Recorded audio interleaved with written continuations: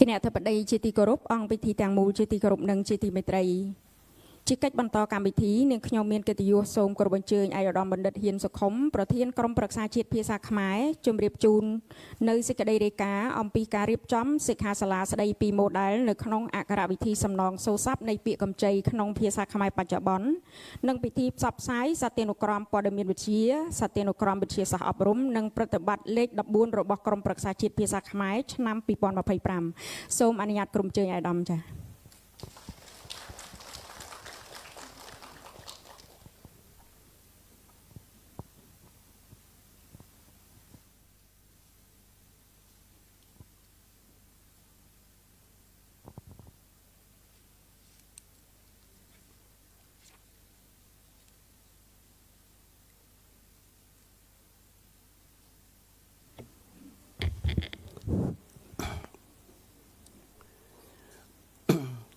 ជាបឋម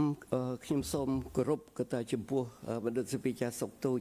ប្រធានរាជបណ្ឌិតសភាកម្ពុជាសូមគោរពចំពោះឯកឧត្តមបណ្ឌិតសភាចាលោកជំទាវបណ្ឌិតសភាចាឯកឧត្តមលោកជំទាវលោកស្រីទាំងអស់ដែលបានចូលរួមនៅពេលព្រឹកនេះនៅក្នុងឱកាសដ៏វិសេសវិសាលនេះក្រុមប្រឹក្សាជាតិភាសាខ្មែរមានសមណោះជាខ្លាំងដែលបានឯកឧត្តមបណ្ឌិតសភាចាសុកទូចប្រធានរាជបណ្ឌិតសភាកម្ពុជាចូលរួមជាកិត្តិយសបើកពិធីយើងក៏មានអបអរសាទរចំពោះវត្តមានឯកឧត្តមបណ្ឌិតសភាចាលោកជំទាវបណ្ឌិតសភាចាឯកឧត្តមបណ្ឌិតលោកស្រីទាំងអស់ដែលបានចូលរួមក្នុងពិធីសិក្ខាសាលាបង្ហាញលទ្ធផលការស្រាវជ្រាវអំពីម៉ូដែលក្នុងអក្ខរវិធីសំណងសូរស័ព្ទនៃពាក្យកម្ចីក្នុងភាសាខ្មែរបច្ចុប្បន្នក៏ដូចជាការបង្ហាញសទានុក្រមបច្ចេកស័ព្ទនៅថ្ងៃនេះអង្គប្រជុំជាទីគោរពក្នុងសម័យសកលភាវូបនីយកម្មការអភិរក្សនិងការអភិវឌ្ឍភាសាជាតិពិតជាមានសារៈសំខាន់ដើម្បីរក្សាអត្តសញ្ញាណជាតិនិងការអភិវឌ្ឍការបង្កើតពាក្យបច្ចេកទេសថ្មីគឺជាភារកិច្ចមួយដែលមិនអាចជៀសវាងបាននៅគណៈដែលយើងផ្ដល់ឋានៈភាសានិងអក្សរខ្មែរជាភាសានិងអក្សរផ្លូវការនៅពេលដែលភាសាខ្មែរយើងមានពាក្យកាន់តែច្រើននិងការប្រើប្រាស់ឯកភាពគ្នានោះការសិក្សាការស្រាវជ្រាវការងារក្នុងក្រសួងស្ថាប័នក្នុងវិស័យអាជីវកម្មឬទំនាក់ទំនងនានានឹងមានភាពងាយស្រួលប្រកបដោយប្រសិទ្ធភាពនិងស័ក្តិសិទ្ធិភាពភាសានីមួយៗមានរបៀបបង្កើតពាក្យច្រើនតាមរបៀបរៀងៗខ្លួនតែទោះណាក៏ដោយយើងឃើញថាភាសាជុំវិញពិភពលោកតែងតែខ្ចីពាក្យគ្នាទៅវិញទៅមកដូចជាក្នុងភាសាអង់គ្លេសគឺជាភាសាមួយដែលមានការខ្ចីពីភាសាបរទេសច្រើនរហូតដល់70ទៅ75%ចំណែកឯពាក្យដែលមានកំណើតដើមរបស់ខ្លួនគឺមានតែ25និង30%តែប៉ុណ្ណោះហើយក៏ភាសាខ្មែរយើងក៏ដូចគ្នាដែរគឺយើងមានការខ្ចីពីភាសាបាលីសំស្ក្រឹតនិងភាសាដទៃទៀតដែលយើងសង្កេតឃើញតាំងពីការអភិវឌ្ឍភាសារៀងតរហូតដល់សពថ្ងៃនិន្នាការនេះគឺជានិន្នាការធម្មតានិងកំពុងតែបន្តទៅទៀតដោយសារកត្តាជាច្រើនដូចជាកត្តាសង្គមកត្តាវប្បធម៌កត្តាបច្ចេកវិទ្យាកម្លាំងនយោបាយជាដើមបាតុភូតកម្ចីពាក្យទៅតាមលំនាំពីអតីតកាលយើងសង្កេតឃើញនិន្នាការពីភាសាអាណានិគមទៅភាសាក្នុងស្រុកដូចជាភាសាខ្មែរខ្ចីពាក្យពីភាសាបារាំងជាដើមហើយនៅក្នុងពិភពលោកភាសាពីតជីនភាសាក្រេអូលនានាដែលកើតមានគឺខ្ចីពីភាសាអាណានិគមជាដើម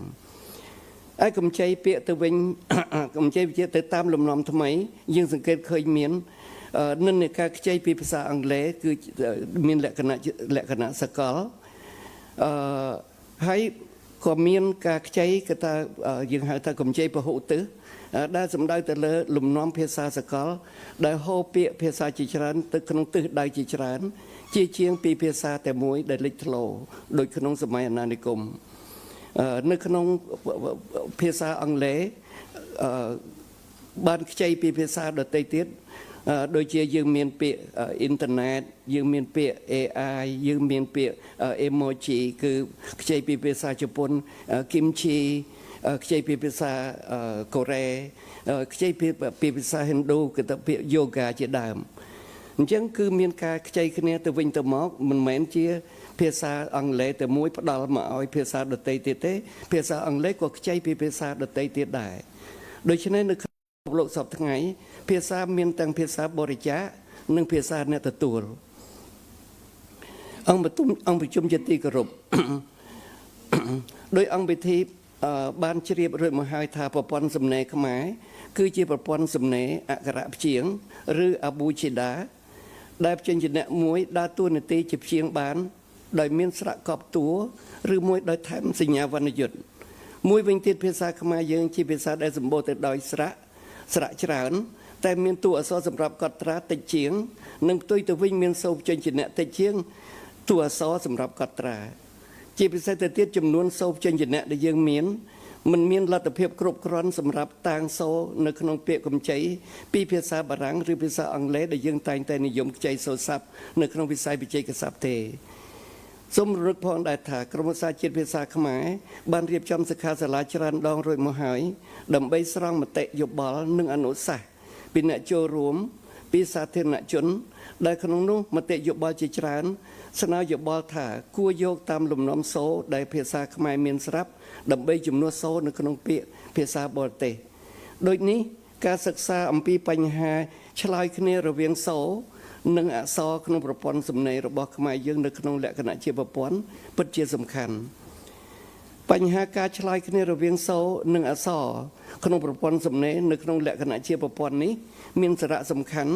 សម្រាប់ការងារភាសាវិទ្យាដូចជាទី1សម្របតម្រូវពាក្យកម្ចីទី2កំណែទម្រង់អក្ខរាវិរុទ្ធទី3ការរៀនភាសាបរទេសជាភាសាទី2ទី4កម្មវិធីអក្ខរកម្មនិងទី5កម្មវិធីពហុមុខរវាងសូរនិងសំណេរដែលភាសាអង់គ្លេសថា speech writing interface ចំពោះការងារក្រមសាជាតិភាសាខ្មែរវិញលទ្ធផលនៃការស្រាវជ្រាវនេះអាចជាសុខុបករណ៍មួយផ្ដល់ភាពងាយស្រួលដល់ការងារបង្កើតនិងអនុម័តពាក្យកម្ចីថ្មីខ្ញុំពិចារណាខ្ញុំបាទសង្ឃឹមថាលទ្ធផលការសិក្សាស្រាវជ្រាវនេះនឹងជាឯកសារមួយសម្រាប់ជំនួយស្មារតីនៅក្នុងការបង្កើតពាក្យនិងក្នុងការអនុម័តពាក្យតទៅអនាគតហើយសង្ឃឹមថាអង្គប្រជុំទាំងមូលនឹងចូលរួមយកចិត្តទុកដាក់ស្ដាប់និងពិភាក្សាព្រមផ្ដល់ជាមតិយោបល់ដើម្បីកែលម្អជាមិនខានមុននឹងបញ្ចប់ខ្ញុំសូមថ្លែងអំណរគុណជាពន្លឹកចំពោះរាជរដ្ឋាភិបាលដែលតែងតែយកចិត្តដាក់និងគាំទ្រដល់ការអភិរក្សនិងអភិវឌ្ឍភាសាជាតិសូមថ្លែងអំណរគុណយ៉ាងជ្រាលជ្រៅចំពោះសមាជិកានៃក្រុមប្រឹក្សាជាតិភាសាខ្មែរដែលបានលះបង់កម្លាំងកាយចិត្តនិងប្រគល់បេះដូងមួយចំណែកដើម្បីចូលរួមអភិវឌ្ឍភាសាជាតិសូមថ្លែងអំណរគុណដល់អង្គសិក្ខាសាលាទាំងមូលដែលលះបង់ពេលវេលាដ៏មានតម្លៃចូលរួមក្នុងពិធីសិក្ខាសាលានេះសូមគោរពជូនពរឯកឧត្តមបណ្ឌិតសភាចារ្យលោកជំរាបបណ្ឌិតសភាចារ្យឯកឧត្តមបណ្ឌិតលោកជំទាវបណ្ឌិតឯកឧត្តមលោកស្រីទាំងអស់ដែលបានចូលរួមក្នុងអង្គប្រជុំទាំងមូលទទួលបានពុទ្ធគោ4ប្រការអាយុវណ្ណៈសុខៈពលៈកំបីគ្លៀងគ្លាតឡើយសូមអរគុណ